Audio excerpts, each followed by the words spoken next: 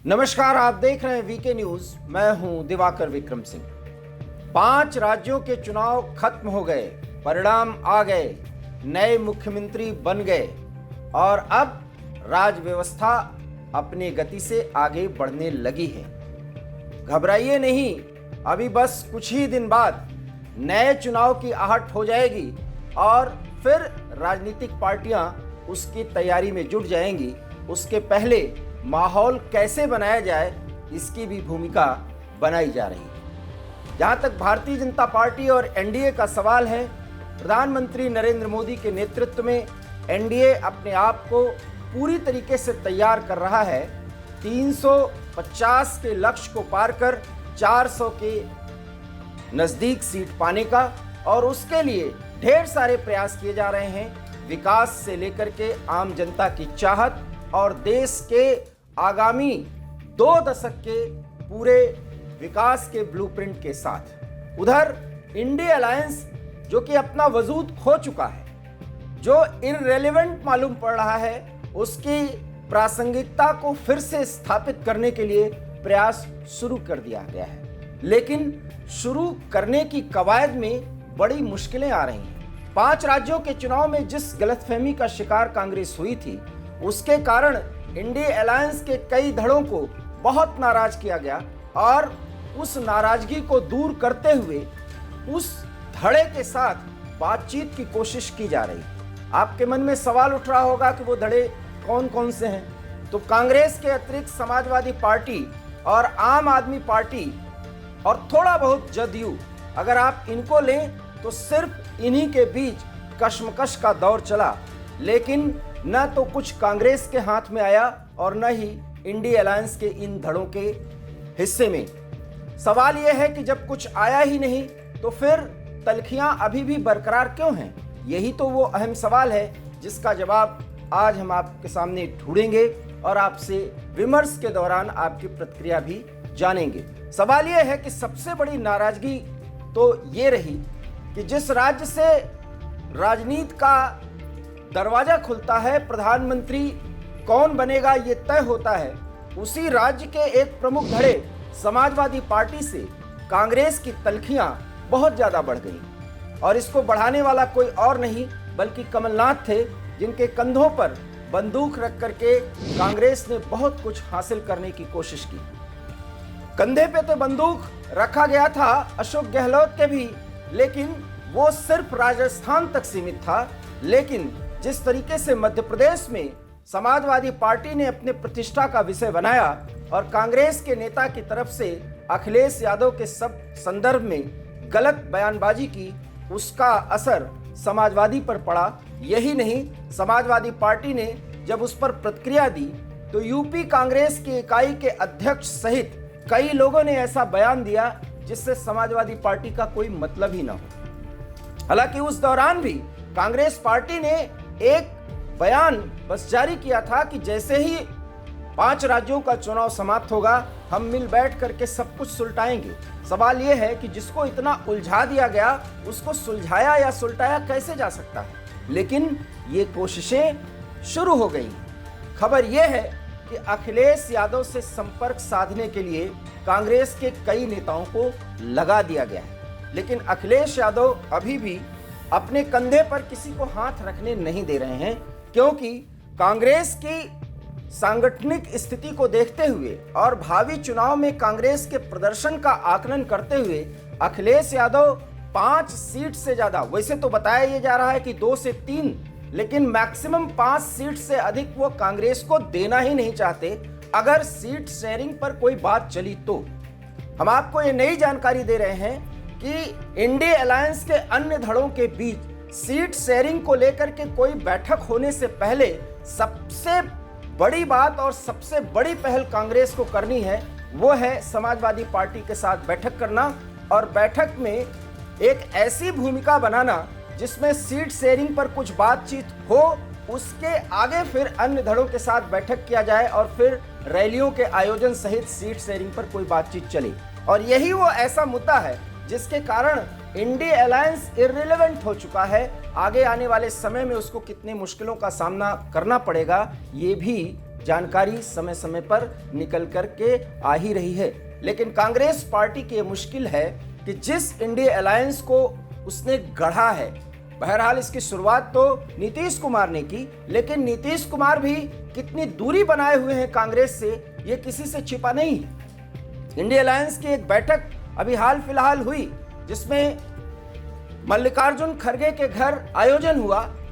हालांकि जदयू की तरफ से ललन सिंह और अन्य लोग वहां पर पहुंचे, उपस्थिति दर्ज भी कराई, लेकिन नीतीश कुमार की बात किसी ने नहीं बोली। और नीतीश कुमार के दिल में क्या है ये कांग्रेस को पता है, लेकिन क्या राहुल गांधी की महत्वाकांक्षा उस पर प्रभावी नहीं हो रही है, ये एक बड़ा सवाल है।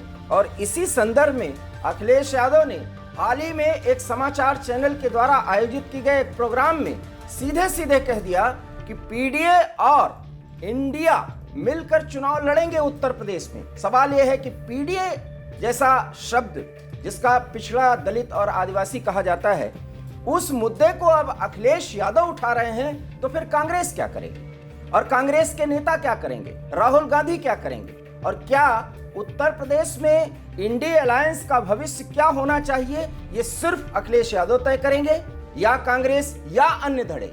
इसी सवाल पर जब बातें नहीं बन रही हैं तो अखिलेश यादव से संपर्क साधा जा रहा है। और हम आपको बता दें कि खबर तो ये भी आ रही है कि जानकारी ये दी जा रही है कि कमलनाथ, जो कि मध्य प्रदेश कांग्रेस के मुखिया भी रहे और मध्य प्रदेश कांग्रेस को जिताकर सरकार बनाने की बात करते रहे, उनसे भी इस्तीफा दिलवाकर, इस्तीफा लेकर कांग्रेस ने यह संकेत दिया है कि अब कमलनाथ का कोई वजूद नहीं है। हालांकि कमलनाथ उसके बाद भी बयान दे रहे हैं कि अभी उनका समय गया नहीं है। सवाल यह है कि कमलनाथ का क्या होगा क्या नहीं, ये तो कांग्रेस पार्टी तय करेगी, या कमलनाथ की जो हैसियत राजनीति में है उसके आधार पर तय होगा। लेकिन इतना जरूर है कि कांग्रेस पार्टी से ये संदेश देने की कोशिश अखिलेश यादव को की जा रही है कि बदली हुई परिस्थितियों में आपकी महत्वाकांक्षा या आपकी नाराजगी पर कमलनाथ यदि प्रभावी हो रहे थे तो कमलनाथ का हिसाब कर दिया गया। लेकिन अखिलेश यादव अभी भी नहीं मान रहे हैं, क्योंकि वो जिस मौके की तलाश में थे वो मौका आ गया है। 3 राज्यों में भारतीय जनता पार्टी के सामने कांग्रेस बुरी तरह से परास्त हुई और अब अखिलेश यादव यही कह रहे हैं कि मध्य प्रदेश में भी जिस विधानसभा सीट के शेयरिंग के लिए उन्हें रात भर बैठाया गया, अब सीट शेयरिंग फार्मूला में उन्हें मध्य प्रदेश में भी अपने लोकसभा के प्रत्याशियों को, उम्मीदवारों को खड़ा करना है। उत्तर प्रदेश में भी उनके प्रत्याशी उम्मीदवार तय किए जाएंगे और वही तय करेंगे कि कांग्रेस कहां से चुनाव लड़ेगी। आपको लिए हमने बता ही दिया कि 5 सीटों पर मैक्सिमम बातचीत की बात सामने आ रही है, 2 सीटों पर लगभग तय है और 3 सीट पर भी अखिलेश यादव कांग्रेस से ये पूछेंगे कि किस आधार पर वो ये चुनाव जीत पाएंगे, इन 3 सीटों पर विजय दर्ज कर पाएंगे। कांग्रेस से ये सवाल किया जाएगा। ये जो खबर मिल रही है वो हम आपको बता रहे हैं, लेकिन फिलहाल कांग्रेस की कोशिश है कि इंडिया अलायंस को रेलेवेंस देने के लिए अखिलेश यादव से पर्दे के पीछे बातचीत की जाए और जब बातचीत एक कंक्लूजन पर पहुंचे तो उसके बाद एक सार्वजनिक बयान देने की स्थिति में दोनों आए और उसके बाद फिर इंडिया अलायंस की आगे की गतिविधि शुरू हो। लेकिन अभी अखिलेश यादव अपने कंधे पर हाथ नहीं रखने दे रहे हैं। कांग्रेस के जो भी लोग, जितने भी नेता मनाने में जुटे हुए हैं, उनको अखिलेश यादव उतना महत्व नहीं दे रहे हैं। बातचीत कोई और धड़े के नेता करें, ये अखिलेश यादव चाहते हैं और जब वो बातचीत हो तो वो मीडिया के जरिए सार्वजनिक हो जाए, ये उनकी इनडायरेक्ट कोशिश है। लेकिन क्या इसमें अखिलेश यादव सफल हो पाएंगे और क्या कांग्रेस उन्हें मना पाएगी, ये एक बड़ा सवाल है। लेकिन उत्तर प्रदेश में सीट शेयरिंग को लेकर और मध्य प्रदेश में भी समाजवादी पार्टी की दखल बढ़ाकर अपने साथ हुए उस वाकये का पूरा बदला लेना चाहते हैं और न सिर्फ बदला लेना चाहते हैं बल्कि भारत के जनता के सामने ये दिखाना चाहते हैं कि वो अलायंस की एक बड़ी ताकत है। उनके खिलाफ जिस तरह के शब्द का इस्तेमाल कमलनाथ ने किया था वो गैर वाजिब था और अब कांग्रेस पार्टी उन्हें मनाकर और उनके हिसाब से अपने महत्वाकांक्षा को कम करके राजनीति में आगे बढ़ने को तैयार है। जब ये संदेश कांग्रेस पार्टी की तरफ से आएगा, फिर इंडी अलायंस के आगे की गतिविधियां शुरू हो जाएंगी, क्योंकि अभी आम आदमी पार्टी, ममता बनर्जी और शरद पवार भी इंडी अलायंस को लेकर के कोई बहुत बड़ा संकेत नहीं दे रहे हैं। रही बात नीतीश कुमार की, तो नीतीश कुमार भी पूरी तरीके से एक ऐसी प्रतिक्रिया की स्थिति में अपने आप को ला करके खड़ा किए हुए हैं जहां सिर्फ दृष्टा भाव से राजनीतिक घटनाक्रम को देखा जा रहा है। फिलहाल इंडिया अलायंस को वजूद में लाने और उसे प्रभावी बनाने की पूरी कोशिश कांग्रेस की तरफ से की जा रही है, लेकिन कांग्रेस ने 5 राज्यों के चुनाव में इतनी गलतियां कर दी हैं कि उसको सुलझाने और उस पर पर्दा डालने की तमाम कोशिशें भी फिलहाल असरदार नहीं हो पा रही हैं। आप हमारे इस खबर और विश्लेषण से कहां तक सहमत हैं, अपनी प्रतिक्रिया दीजिए। देखते रहिए वीके न्यूज। मुझे दीजिए इजाजत, नमस्कार। वीके न्यूज उत्तर प्रदेश उत्तराखंड, सच का सारथी।